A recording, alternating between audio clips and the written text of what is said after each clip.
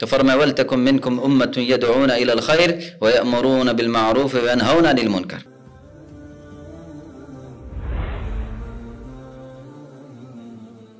الحمد لله رب العالمين والعاقبة للمتقين والصلاة والسلام على سيد الأنبياء والمرسلين نبينا محمد وعلى آله وأصحابه أجمعين أما بعد. أهلا وسهلا مرحبا بكم جميعا. تمام عزیز طلباء کو خوش آمدید اس دورات العلمیہ کے اندر. اور یہ جو ہمارا دورہ کتاب العلم کے حوالے سے ہے، اور یہ کتاب شیخ عثیمین رحمۃ اللہ علیہ رحمۃ واسعہ کے محاضرات اور کے فتاویات پر مشتمل ہے. اسی کتاب کے اندر ایک عنوان الدعوہ الی اللہ اور الحکمت کے نام سے بھی ذکر کیا گیا ہے. یقیناً الدعوہ الی اللہ والحکمہ ان دونوں کا ایک لازم ملزوم والا تعلق ہے. دونوں ہی آپس میں لازم ملزوم ہیں. طالب علم بالخصوص جب علم کے میدان میں ہو تو اس کے دل کے اندر یہ چیز دعوہ الی اللہ کا ایک عنصر پیدا ہونا چاہیے، اور یہ تڑپ ہونی چاہیے کہ اللہ کا دین لوگوں تک پہنچے، اللہ کے دین کی بات لوگوں تک پہنچے، کتاب و سنت کا یہ علم لوگوں تک پہنچایا جائے. اور یہ سیکھنا چاہیے طریقہ دعوہ کہ دعوت کیسے دینی ہے. جس طرح علم کو سیکھا جاتا ہے کہ علم کس مراحل سے کن مراحل سے گزر کر علم سیکھا جاتا ہے، ان کے کیا آداب ہیں، کیا طریقہ کار ہیں، ایسے ہی طالب علم کو دعوہ الی اللہ دعوت دینے کا اسلوب بھی سیکھنے لینا چاہیے. دعوہ خاص طور پر دعوت اور تبلیغ کے حوالے سے طالب علم کو یہ ذہن میں رکھ لینا چاہیے کہ اللہ تعالیٰ سے یہ دعا ہمیشہ کرے کہ اللہ مجھے میرا سینہ کھول دے اس حوالے سے کہ میں تیرا دین آگے تک پہنچاؤں، لوگوں کو یہ تیرا دین سمجھاؤں. وگرنہ تو کئی ایسے ہوتے ہیں کہ علم تو کافی ہے لیکن پہنچانا یا بتلانا یا سمجھانا وہ ان کے بس کی بات نہیں. ساتھ میں جہاں علم سیکھ رہے ہیں، کوشش کر رہے ہیں، وہاں ساتھ ہی ساتھ علم کو آگے پہنچانے، دعوت تبلیغ کا منہج اپنانے اور یہ تڑپ پیدا کرنے کے لیے اللہ تعالیٰ سے دعا کر لینی چاہیے، ہر وقت دعا کرنی چاہیے. کیونکہ اللہ تعالیٰ کا یہ فرمان ہے وَلْتَكُن مِّنكُمْ أُمَّةٌ يَدْعُونَ إِلَى الْخَيْرِ وَيَأْمُرُونَ بِالْمَعْرُوفِ وَيَنْهَوْنَ عَنِ الْمُنكَرِ.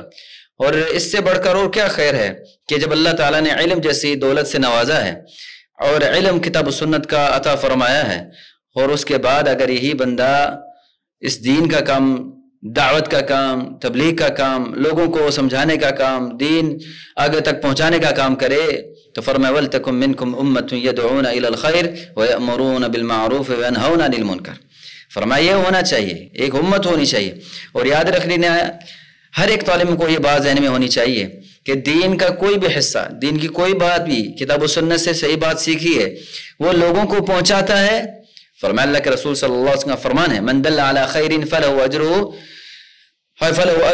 عملہ علی مثل فاعلہ، او کما قال نبی صلی اللہ علیہ وسلم کہ فرمایا کہ اگر وہ عمل کرے تو اس کا تو عمل اس کو ملے گا، لیکن من دل علی خیر فلہ اجر مثل فاعلہ کہ اگر یہ بات کسی کو بتا دے، یہ نیکی کا کام کسی کو سکھا دے، نیکی کا راستہ دکھا دے، نیکی بتلا دے، اور وہ کوئی بندہ اس کی سننے کے بعد، سیکھنے کے بعد، سمجھانے کے بعد وہ نیکی کرنا شروع کر دیتا ہے تو اس نیکی کرنے والے کا اجر و ثواب بھی اسی کو ملنے والا ہے. یعنی دعوت اور تبلیغ کے میدان کے اندر یہ تڑپ ہونی چاہیے کہ مجھے دین سکھانا ہے، اور اللہ تعالیٰ سے بار بار یہ انشراح صدر کی دعا بھی ہونی چاہیے. دیکھیں شیخ رحمۃ اللہ علیہ کا ایک موقف ہوا کرتا تھا کہ ان کے زندگی کا منہج تھا کہ زندگی مختصر ہے، بہت زیادہ مختصر ہے، تو جتنا بھی ہو سکے صبح شام دن رات جب بھی موقع ملے، فی زمان فی کل زمان و فی کل مکان، ہر جگہ جس وقت بھی موقع ملتا ہے دعوت کا، وہ دعوت کا کام کرے، دین پہنچائے لوگوں کو. کیونکہ الناس ای الامت تحتاج بحاجت شدیدت الى هذا العلم کہ یہ امت، یہ لوگ اس علم کے بہت زیادہ محتاج ہیں، ان کو بتایا جائے، دین صحیح کا فہم ان تک پہنچایا جائے، بہت زیادہ ضروری ہے. اسی لیے شیخ رحمۃ اللہ علیہ کی آپ زندگی دیکھ لیں کہ گھر سے نکلتے تو لوگوں کو، اپنے طلباء کو پڑھانا سمجھانا شروع کر دیتے، ذکر و اذکار، واپس آتے تو طلبہ ان کے ساتھ رہتے، یہاں تک کہ ان کے گھر تک یہ بات رہتی. مسجد میں جاتے، مسجد میں محاضرہ ہے، کہیں مجلس میں گئے وہاں پر محاضرہ ہے، وہاں ان کا دعوت اور تبلیغ کا کام چلتا. جہاں بھی جاتے، کوئی چھوٹا کوئی بڑا، ہر میدان میں. میں تو یعنی یہ بھی پڑھ کے اور ان کی ذات شخصیت کے بارے میں یقین جانے بڑی تعجب کی بات ہے. جب شیخ رحمۃ اللہ علیہ کی آخری یعنی ان کی زندگی کے اندر ان کو بیماری لاحق ہو گئی تھی کینسر کی، تو ملک فہد ہیں یا پھر ملک خالد ہیں، کسی نے ان کو مجبور کیا کہ آپ علاج کے لیے باہر جائیں. باہر گئے، وہ امریکہ، غالباً امریکہ علاج کے لیے گئے.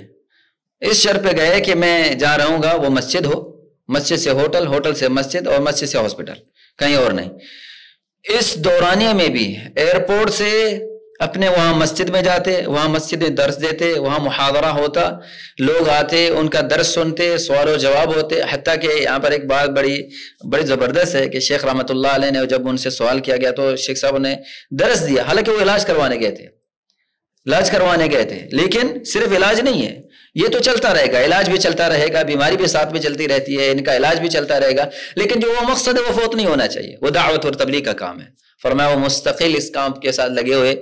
وہاں مسجد میں جاتے ان کا درس ہوتا تھا، باہر نکلتے وہاں ان کا درس ہوتا تھا، یعنی کثرت سے. حتیٰ کہ ایک دن وہ فرمانے لگے کہ مجھے انگلش سیکھنے کا بھی شوق ہوا اس اعتبار سے کہ جب میں نے وہاں درس دیا تو میرے درس کا ترجمہ کر کے آگے کوئی بتا رہا تھا تو مجھے کسی نے کہا کہ شیخ صاحب آپ کے اس کا درس کا صحیح ترجمہ کر کے وہ نہیں بتا رہا، آپ نے جو بات کہی ہے وہ اس کے برعکس بات ذکر کر رہا ہے.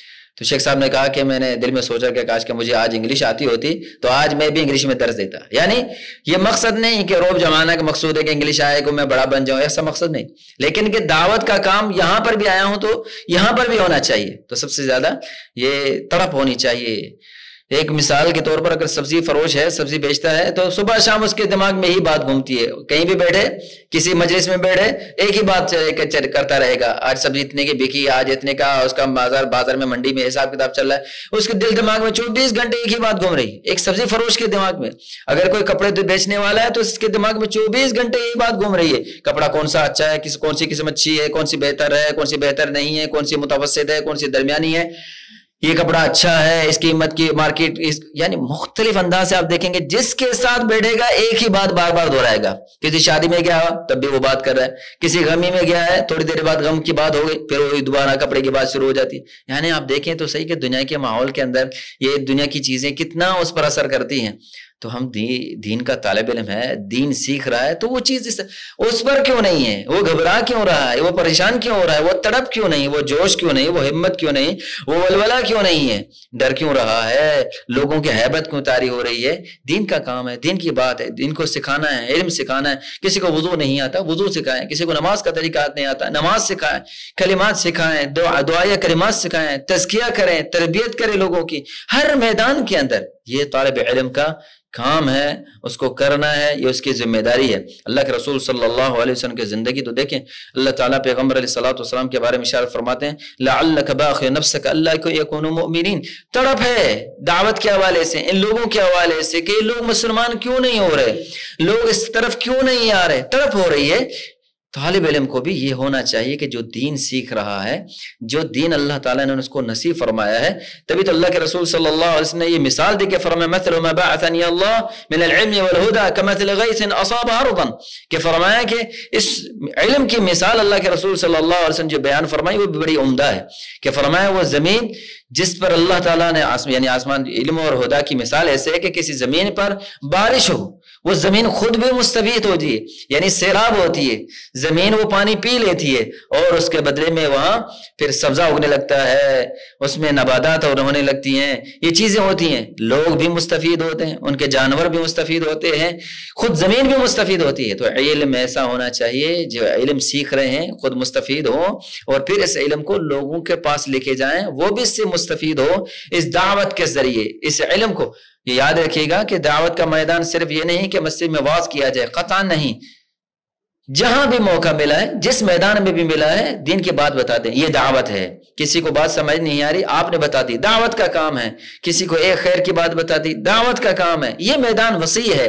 دعوت کا جملہ ایک محدود دائرے کے اندر نہیں ہے کہ آپ نے اور میں نے ایک جمعے کا خطبہ دے دیا، ایک درس دے دیا، یہ بس ہے. نہیں، جب بھی موقع ملا، جہاں بھی موقع ملا، کسی بھی موقع کے اندر آپ دین کی دعوت دیں، لوگوں کو دین کی بات سکھائیں اور سمجھائیں، یہ دین کے حوالے سے. لیکن ساتھ میں ایک بات یاد رکھیے گا کہ اس دعوت کے اندر جہاں دعوت دینے کا انسان کو جوش ہے، جہاں دعوت دینے کا انسان کو ہم ہے، دعوت دینے کا انسان کو ایک جذبہ ہے، لیکن ساتھ میں اس دعوت کے ساتھ ہی انسان کو حکمت بھی رکھنا اس کے لیے بہت زیادہ ضروری ہے. جس چیز کی شریعت نے، جس کا ذکر بھی شریعت کے اندر موجود ہے، اللہ کی کتاب کے اندر موجود ہے، رسول اللہ صلی اللہ علیہ وسلم کا طریقہ موجود ہے، کہ صرف دعوت نہیں کہ دعوت دے دی، لوگوں کو بتلا دیا، لوگوں کو سمجھا دیا، جب بھی آیا جیسے بھی آیا لوگوں کو بتا دیا کہ بھئی یہ کرنا ہے، بھئی وہ کرنا ہے. نہیں، اس کے ساتھ ساتھ حکمت کا ہونا بہت زیادہ ضروری ہے. اسی لیے کہتے ہیں یہ لازم اور ملزوم چیزیں ہیں. دعوت کے ساتھ حکمت ہے. انشاءاللہ ہم اپنے اگلے درس کے اندر اس چیز کی وضاحت کریں گے کہ حکمت کا میدان کتنا وسیع ہے اور ایک طالب علم کو حکمت کے پہلو کو سمجھنا کتنا ضروری ہے. بارک اللہ فیکم، جزاکم اللہ خیرا.